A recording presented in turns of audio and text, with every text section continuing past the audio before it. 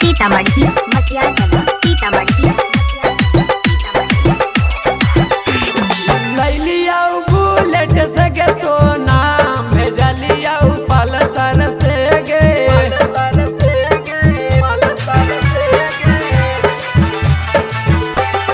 लैलिया bullet से गे सोना भेजलिया पलसर से गे लुनमो पे चढ़ गईनी दीपक के दिन से गे अपचियों पे बैठ गईनी जितेंद्र के दिन से गे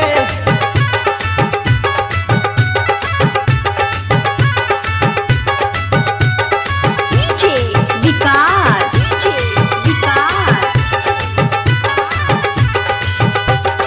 मटियागला सीतामढ़ी रिकॉर्डिंग बाय विधाता म्यूजिक रजौली।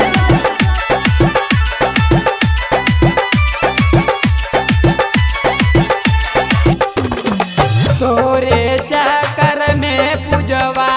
की ना कैलिया गे बाबूजी के घर वो साथ खेतवो बेचलिया गे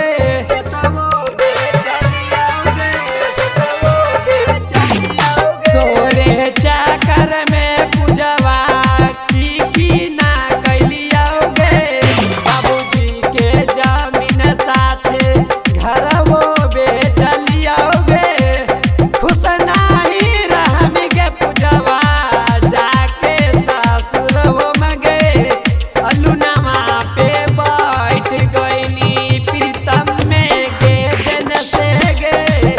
अपचियों के बैठ गईनी जितेंद्र के दिन से गे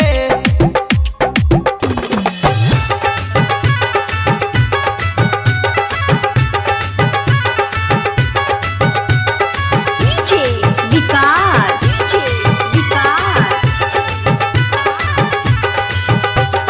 मटियागला सीतामढ़ी